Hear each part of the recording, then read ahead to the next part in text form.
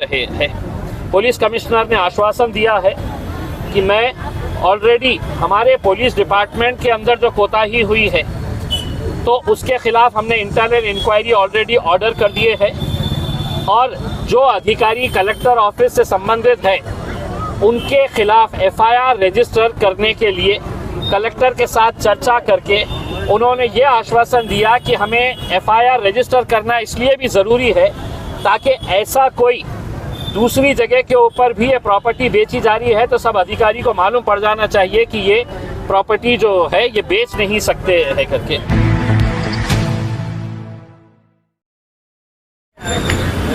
मोठे मोठे उद्योगपती आहे जालन्याचे गोयल साहेब म्हणजे देशातले सगळे जे मोठे उद्योगपती आहेत याच्यापैकी हे लोकांचे पैसे कधी मिळणार आहेत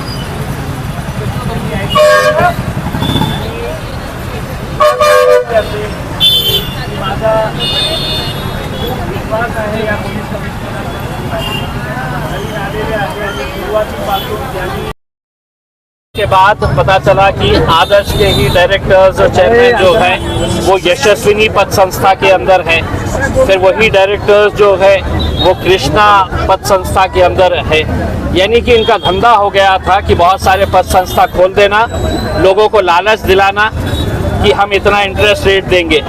ये मामले के पीछे हम पिछले 1.25 साल से लगे हुए हैं और हमारी कोशिश ये है कि जो गरीब लोग हैं जिन्होंने अपने ज़िंदगी भर की कमाई इसमें डाले हैं उनका पैसा उन्हें मिलना चाहिए।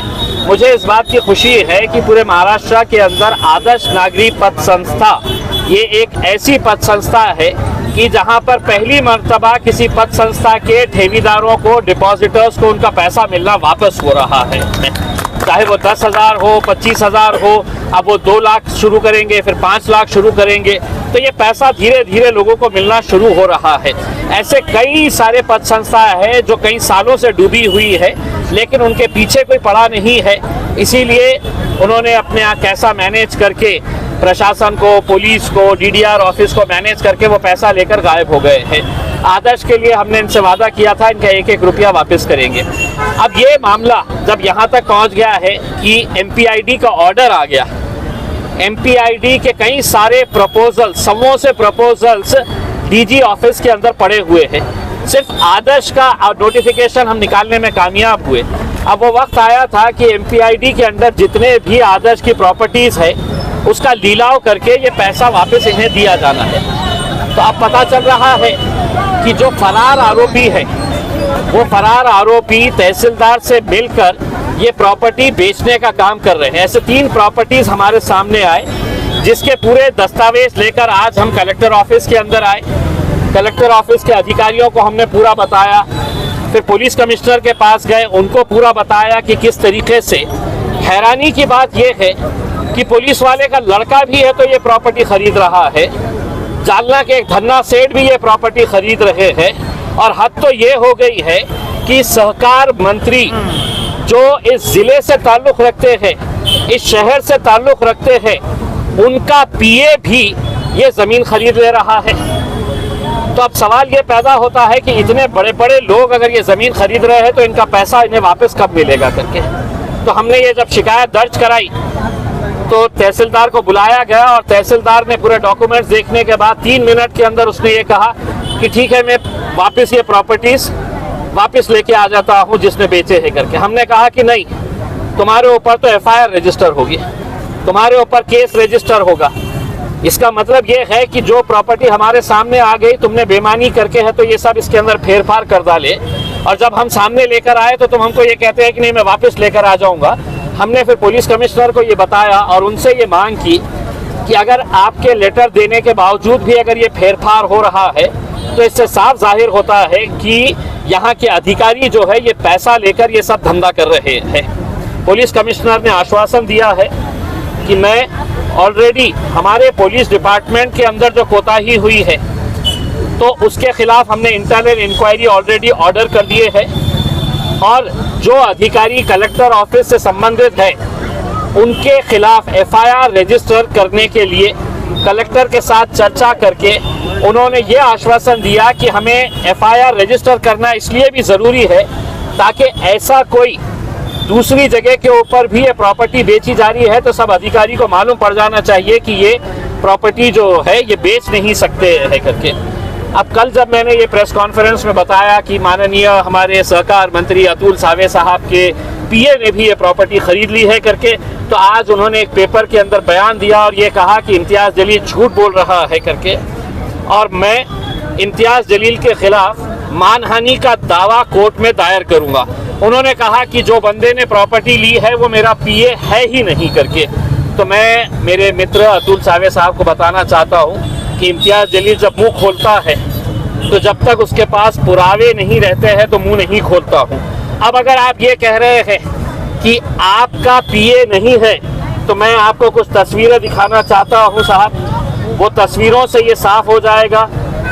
ये गृह निर्माण मंत्री माननीय अतुल जी सावे साहेब यांचे सुए सहायक आमचे मित्र श्री उल्हास पाटील, ये आपके सुए सहायक है, पीए है।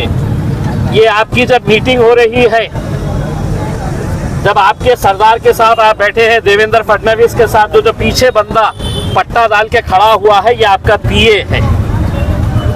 इसके बाद जब अजीत दादा के साथ आप बैठे हुए हैं तो पीछे जो पट्टा डाल के बैठा खड़ा हुआ है वो आपका पीए है, वरना कोई भी जा नहीं सकता है। तो अगर अतुल सावे साहब को मैं चैलेंज कर रहा हूँ, 48 घंटे का टाइम दे रहा हूँ, अगर है हिम्मत तो मेरे खिलाफ मानहानि का दावा ठोक के दिखाओ, मैं तुम्हारे को अदालत के अंदर दिखाता हूँ। ये देखिए, ये महाशय ने गरीबों की प्रॉपर्टी ली है, ये आदर्श के ठेकेदारों की प्रॉपर्टी खरीदी है, और आप कह रहे हैं कि ये मेरा कोई है ही नहीं करके। ये देखिए, ये इनका काम था, ये मुख्यमंत्री ने इनके पैसे दिलाना चाहिए था, देवेंद्र फडणवीस ने दिलाना चाहिए था, जिसके गले में हाथ डाल के खड़े हुए हैं। लेकिन अब जब मामला सामने आ गया तो सीधा कहते रहे हैं कि मेरे है ही नहीं पीए करके। चलिए आप केस लड़ाइएगा मेरे खिलाफ, अदालत के अंदर बात होगी। दूसरे जो कालिका वाला मामला है जी, वो भी धन्ना से देखिए, पीसा देवी के अंदर जो जमीन बेची गई है उसका मार्केट वैल्यू अगर देखा जाए तो कम से कम वो 4 से 5 करोड़ रुपए की प्रॉपर्टी ही है। लेने वाले कौन है? तो लेने वाले जालना के गोयल सेठ बोल के है, बता रहे बहुत बड़े धन्ना सेठ है इसमें। ये ऑर्डर भी किसने पास किया? तो यही तहसीलदार साहब ने पास किया है करके इसमें। तो हमारा ये सवाल है कि तहसीलदार साहब को इतना इंटरेस्ट क्या था जब उन्हें मालूम है कि ये प्रॉपर्टी बेच नहीं सकते, फेर फार कर नहीं सकते, लेकिन उसने कहा कि भैया मेरे जेब में पैसे आ रहे हैं, मैं ना पुलिस को गिनूंगा ना किसी को गिनूंगा, और मैं मेरा ऑर्डर पास करते रहूंगा। उन्होंने अपना ऑर्डर पास कर लिए है। अब तहसीलदार का वक्त आ गया है कि वो भी घर पे जाके बैठ जाए और वाड़ू का धंधा शुरू कर दे। ठीक है।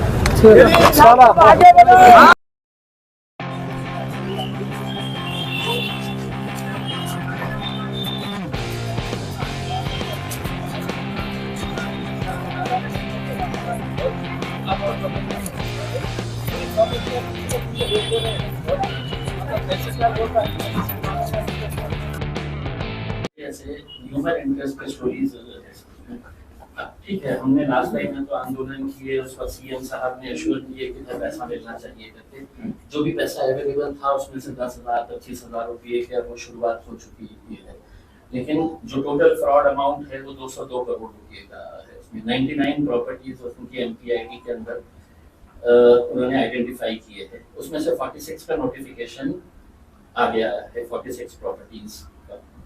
वो नोटिफिकेशन के लिए भी कलेक्टर साहब को उसके बाद की जो प्रक्रिया है उसको ऑक्शन करवाने के लिए हम ये एक्सपेक्ट कर रहे थे कि वो जल्द से जल्द हो जाए करके, क्योंकि बाकी के जितने भी मेन हर्डल्स है वो पूरे क्लियर हो चुके थे। It's just a matter of the collector कि मतलब उन्होंने आपको अपॉइंट करके या जिस किसी को भी अपॉइंट कर रहे हैं टू स्टार्ट द प्रोसेस, तो वो प्रोसेस अभी तक स्टार्ट नहीं हुआ। इन द मीनवाइल हमारे को कुछ ऐसे जानकारियां हासिल हुई है सर कि मतलब आपके तहसीलदार साहब डिस्क्रीटली हमें ये प्रॉपर्टीज का सेल ऑफ अलाउ कर रहे हैं, जबकि I have documents to show कि जहां पर पुलिस ने आपको लेटर दिया है।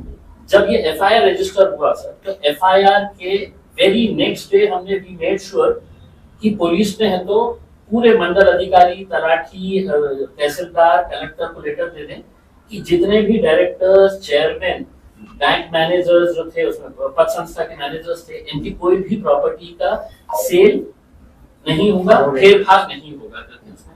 अब सर 3 प्रकरण हमारे हाथ में आए हैं।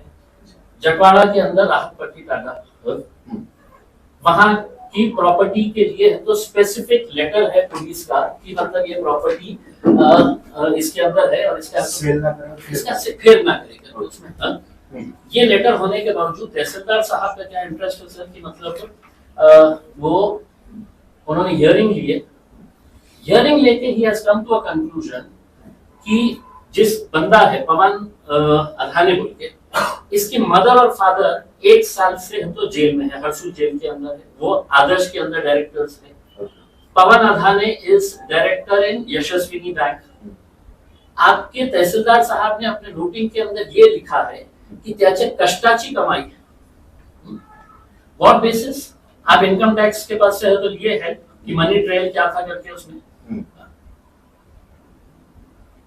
तो सर ये सब जितने भी उन्होंने डिसीजंस लिए हैं, आपको ये पुलिस के पास से लेटर आ गया सर कि आपने ये प्रॉपर्टी ट्रांसफर नहीं करना है करके उसमें, एंड स्टिल यू डू। और हमारे लिए सर दिक्कत की क्या बात है कि अब जो लेने वाले हैं इसके अंदर प्रॉपर्टी, इसमें एक पुलिस वाले का लड़का है सर, वो पुलिस वाला जो पुलिस डिपार्टमेंट के लिए पैसा इकट्ठा करता है, रिकवरी करता है, काका साहेब पंडित नाम का। सारा पुलिस डिपार्टमेंट जानता है कि साहब वो काका साहेब पंडित का काम जो है वो सिर्फ है तो पुलिस डिपार्टमेंट के लिए रिकवरी करना। उसका लड़का 22 साल का तो एक प्रॉपर्टी खरीद लेता है सर। अब हम जाना किसके पास कि आपका तहसीलदार रेवेन्यू डिपार्टमेंट आपका ये कर रहा है, पुलिस डिपार्टमेंट का बच्चा खरीद ले रहा है करके।